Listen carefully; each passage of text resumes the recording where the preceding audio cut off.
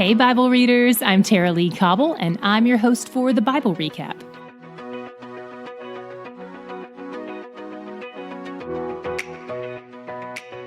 Welcome to February's bonus episode. We're aiming to do an episode like this at the end of each month, offering some reflections and some corrections. Let's start with reflections, looking back at all we've covered so far.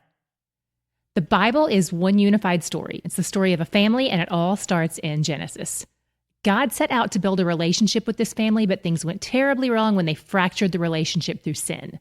But their sin didn't surprise God. He already had a plan in place to restore this relationship even before it was broken, and he continues working out that plan immediately, undeterred and unhindered by their rebellion. He sets apart a man named Abraham to be the patriarch of the family, and he gives this family a name, the Israelites. They're a bunch of busted people who lie, cheat, and steal. God blesses them despite their sin, but it still has its consequences. One of the long storylines of consequence is of the 400 years they spent enslaved in Egypt. That all started because one brother, Joseph, was a bit of a show-off, so his older brothers were jealous and sold him into slavery.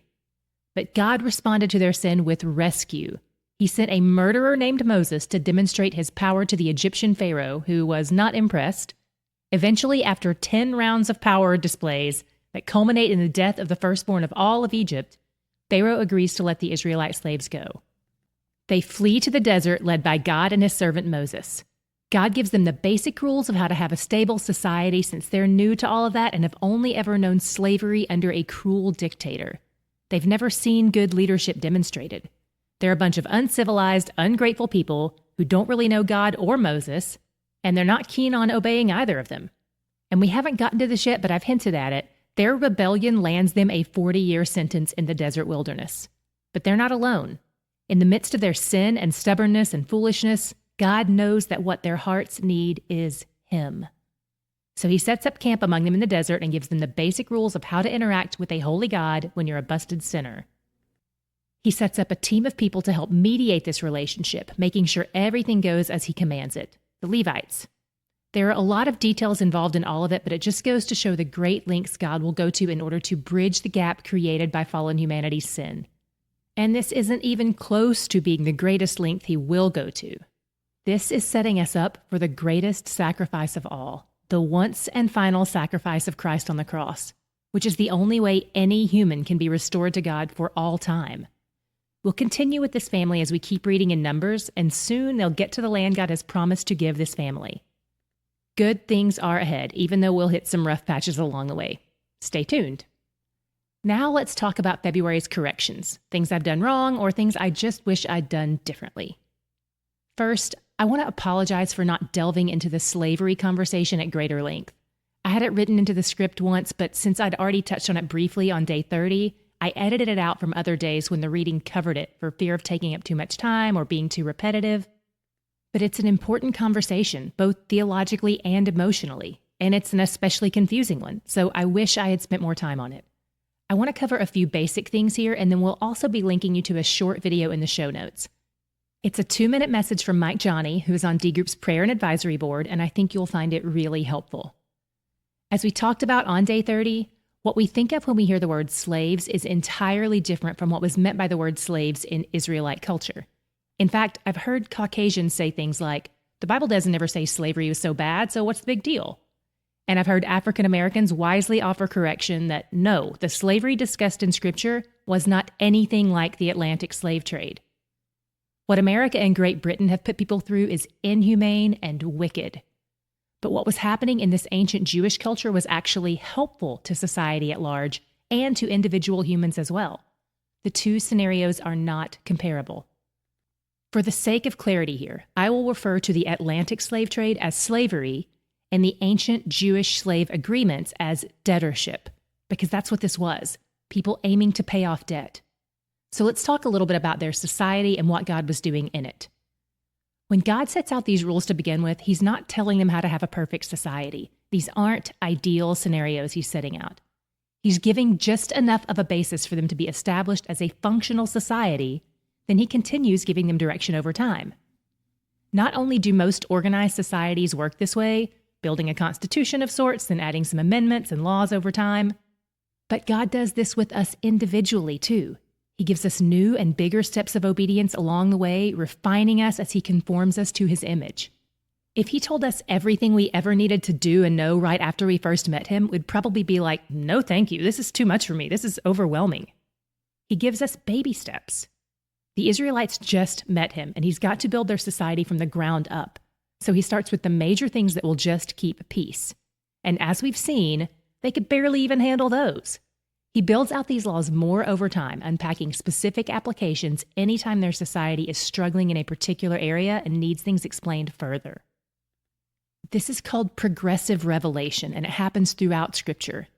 And in the New Testament, we see Jesus digging in a little deeper on a lot of the commandments as well. So be patient with Scripture as it tells us the story. Resist the urge to make judgment calls on God and his actions based on one day's reading.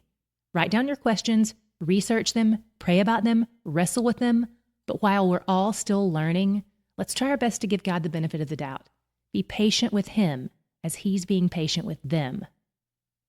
When we see the word slavery in Exodus 21, we may want God to outright abolish it on the spot. If we look carefully, we see that he does abolish what we think of as slavery. Exodus 21:16 says, "Whoever steals a man and sells him, and anyone found in possession of him, shall be put to death." God orders death for anyone who takes a slave against his will and for anyone who buys that slave. In chapter 20, the chapter right before this, when he lays out the 10 Commandments, one of them is, "You shall not steal." And this certainly applied to stealing humans as well. Not long after this, in Leviticus 19:18, he says, "You shall love your neighbor as yourself." He's developing their culture bit by bit, doubling down on laws they seem to really struggle with as he sees them struggling, and then driving those laws to the heart, from do not steal to love. So, if God has abolished the slave trade, then what is all this slavery talk about in Scripture? This is what we're calling debtorship for the sake of clarity in this conversation. Scripture calls it slavery, but we have to use a different word because that word is throwing us off. When it comes to Scripture, we have to adjust our meaning of the word slave to fit the context of what it meant in that society. Here's another example. Just like the word gay meant something different in the 1800s, we have to adjust our understanding based on when the term was being used. We can't overlay our modern experience of slavery on this culture, because slavery meant something entirely different back then, and these debtorship agreements were formative to their culture, not destructive. It was a way to pay off actual debt. It was a voluntary agreement, and it was for a prearranged period of time, and never for more than 7 years, unless the debtor decided on his own that he wanted to stay with his master. If he did, they would pierce his ear as a mark of agreement between the two of them. This kind of debtor agreement was not forced labor. It was intended to help the poor get out of poverty. So it was even viewed as generous. Not only that, but God calls the masters to treat them with care. He forbids them from beating the debtors, and he commands that they be treated with respect. As we've seen repeatedly, God is attentive to the poor, the have-nots, the outcast. If you look carefully through the lens of this culture's language instead of our own lens, you'll see that care and concern showing up here too.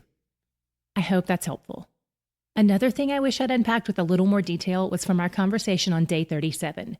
Here's what I said there. While God never denies that other gods exist, and in fact he seems to indicate that they do exist, he continues to point out that Israel's loyalty must be to him. He is the one true God. We're going to cover this topic a bit more in one of our March episodes, but for now we're going to link you to 2 helpful resources in the show notes that explain this in great detail. They're really helpful, and I think you'll enjoy them even if this wasn't a point of confusion for you.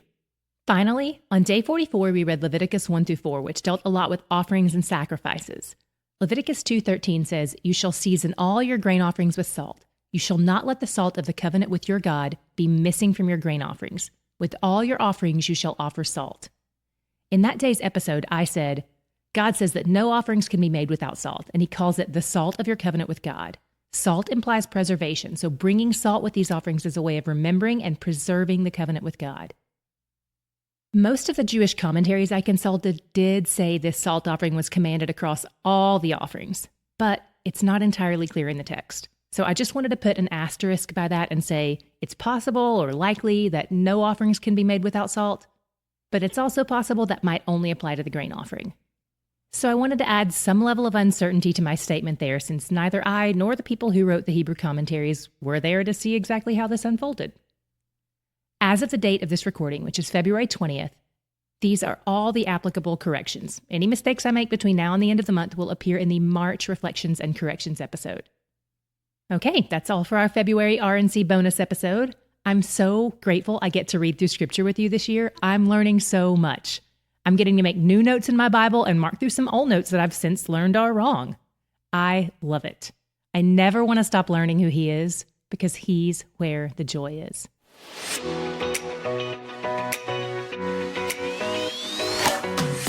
The Bible Recap is brought to you by D Group, discipleship and Bible study groups that meet in homes and churches around the world each week. For more information on D Group, visit mydgroup.org.